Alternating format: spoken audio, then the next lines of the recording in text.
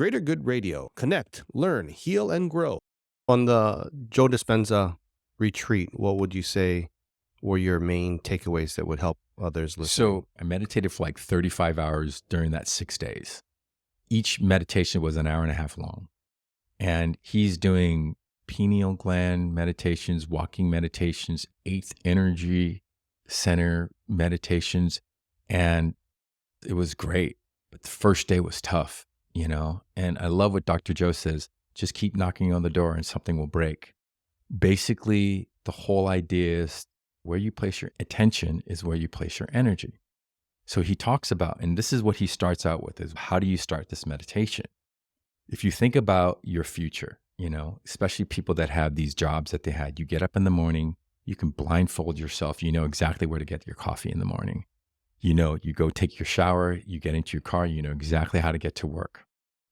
You know the people that you're going to see, you know the job that you're going to have. Everything is predictable. So he calls that the predictable future. It's that it's a known, okay? And it's one of the reasons why we love vacations so much, because there's an unknown. They say that 90% of your thoughts are the same every single day, okay? Because it's the same thoughts that you have every single day, and only 5% is different. Think about when you're a kid, when you went to recess. This is what Dr. Joe says, and it's so true. When you're in school and you're 6th grade and you're going on a field trip, God, you're ready to go on that field trip because you're getting out of that classroom. And it always brings a smile to everybody's faces when you think about it. Yeah, I remember those field trips. Same thing. We have this predictable future. So there's nothing there. And then talking about the past, that's already known because it's already in the past. And how many people do we know that are living this soap opera, this loop video of being triggered over and over again? And that is not a place to be. So he says the only place that there is an unknown is in the present moment. And in that present moment is where you're going to find creativity, and you're going to be able to figure out what is your next step. And it starts with meditation.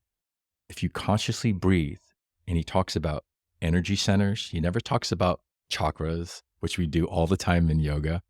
He never talks about Uddiyana Bandha, Mula Bandha, which we talk about all the time in yoga, because these are yoga terms, in Sanskrit that we brought to the Western culture. He talks about energy centers. He talks about squeezing your perineum, which is your Mula Bandha, which is your first chakra, sending it up, belly button to the back of your spine, which is your Uddiyana Bandha, going up to the sacral and solar plexus, all the way up to your heart chakra, which is your 4th energy center, and taking it back down. And it's this consciously breath right here. And that's where you just keep knocking at the door and something breaks. And for me, it's about being emotional. I'm definitely not an emotional guy from the start. I've always been in my head, but because of this yoga practice, I've gone into my heart.